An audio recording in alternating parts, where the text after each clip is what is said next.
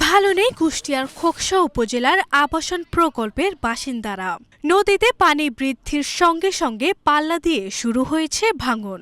ইতোমধ্যেই গড়াই নদীর অব্যাহত ভাঙনে ঘরবাড়ি হারিয়েছেন ৭০ পরিবার।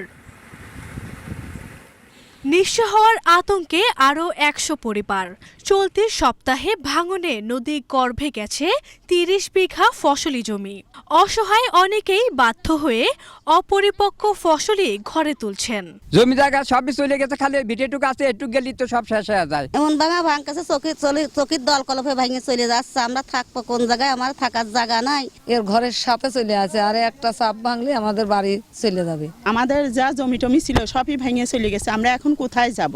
আমরা যা করে খাতাম দেন সব ভেঙে চিরে চলে যাচ্ছে। এখন সেই বাসাটুকু আমার থাকতেছে না। এদিকে স্থানীয় প্রশাসন ভাঙন কবলিত এলাকা পরিদর্শন করছেন। জানিয়েছেন দ্রুতই নেওয়া হবে প্রয়োজনীয় ব্যবস্থা। সাম্প্রতিক সময়ে কিছু ভাঙন হচ্ছে নদীর জোয়ারের কারণে। তো উপজেলা প্রশাসন এটা জানার পরপরই আমরা সরজমিনের পরিদর্শনে আসি।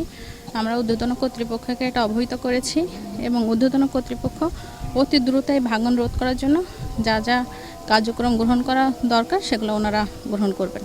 এটা ওই মন্ত্রী মহোদয় লিখে দেওয়ার সঙ্গে সঙ্গে আগামী সপ্তাহে ইমার্জেন্সির কাজটা যাতে এখানে যারা ভূমিহীন গরিব অসহায় মানুষ থাকে তাদের যাতে ভাঙন থেকে কবলিত ভাঙন থেকে রক্ষা করা যায়, ইমার্জেন্সিভাবে সেই ব্যবস্থাই করা হবে। সরকারের দেয়া শেষ আশ্রয়স্থল ও আবাদি জমি রক্ষায় সংশ্লিষ্ট কর্তৃপক্ষ দ্রুত কার্যকরী পদক্ষেপ নেবে, এমনটাই প্রত্যাশা বানভাসীদের। আরভি ইসলাম হিমু, এশিয়ান টেলিভিশন।